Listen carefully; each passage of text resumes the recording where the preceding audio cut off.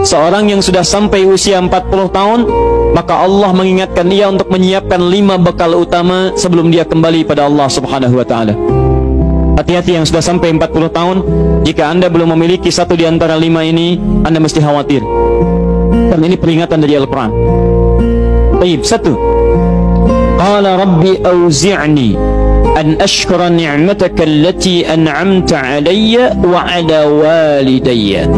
Amanat pertama, kata Allah, dia mesti memperbanyak doa kepada Allah Subhanahu wa ta'ala agar dibimbing. Banyak doa agar dibimbing mensyukuri nikmat hidup,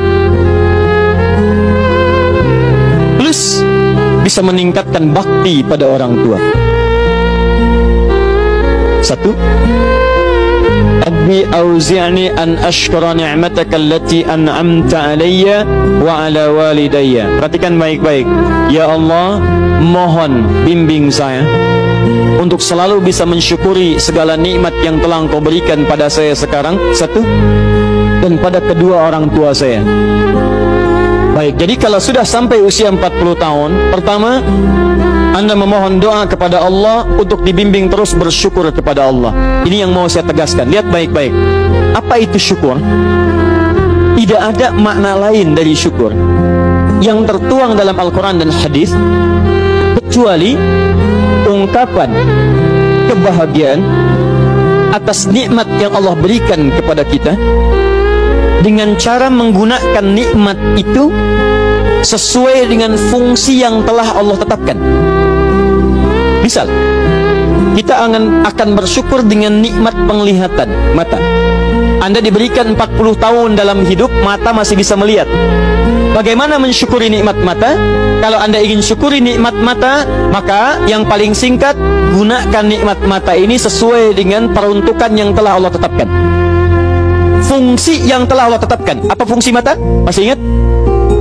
Melihat yang baik-baik. Quran surah ke-24 ayat 30 untuk laki-laki, ayat 31 untuk perempuan. Qul lil mu'minina yaghuddu min absarihim. Katakan pada pria-pria yang merasa punya iman. Dengan iman itu dia yakin dengan akhirat. Wabil akhirati hum yuqinun. Karena yakin dengan akhirat dia sadar akan pulang dan dia tahu nikmat matanya akan ditanya oleh Allah Subhanahu wa taala. Katakan pada pria-pria yang yakin bahwa matanya akan ditanya oleh Allah. Quran surah ke-17 ayat 36. Inna sam'a wal basara wal fuada kullu ulaika kana anhu mas'ula. Setiap pendengaran Anda, penglihatan Anda, plus apa yang Anda fikirkan, satu saat akan ditanya, dipertanggungjawabkan di hadapan Allah Subhanahu wa taala. Karena itu kata Allah, katakan pada orang-orang yang yakin dengan itu semua, ghuddu min absarihim, matanya hanya boleh melihat yang baik-baik saja. Yang tidak baik palingkan. Ibu juga sama, ayat 31-nya. Wa kullil mu'minati yaghdudna min absarihinna.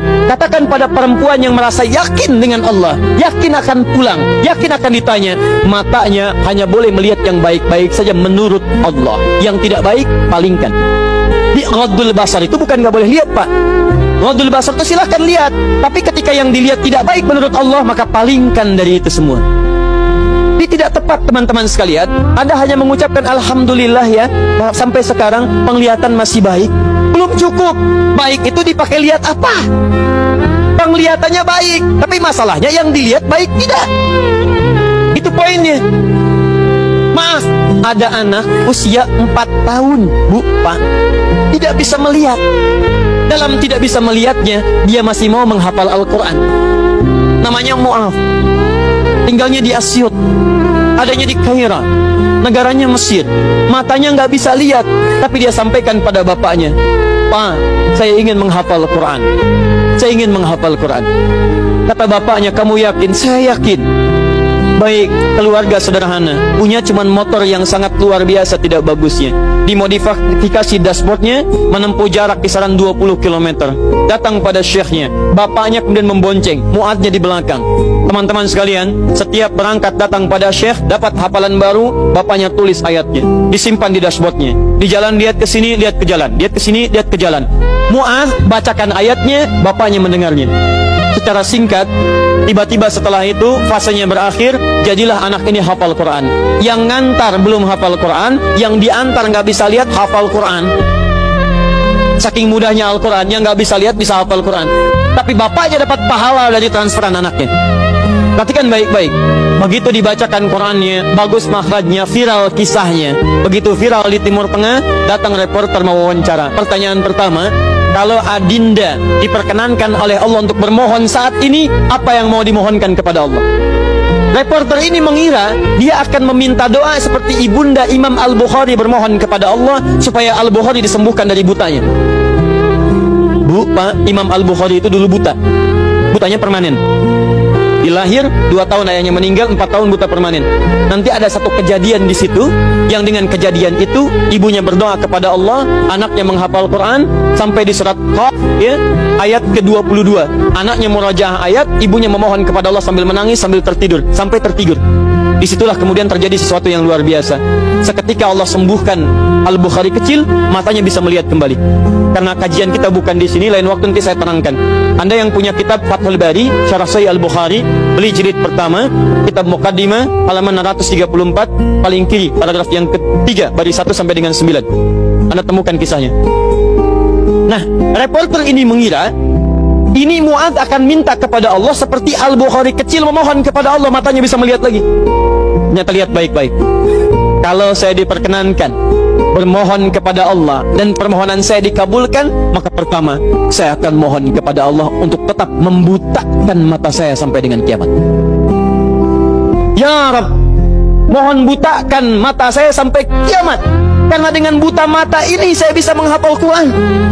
Saya takut ya Allah, kalau saya melihat lagi, mata saya melihat maksiat dan hilang Quran dari hafalan saya.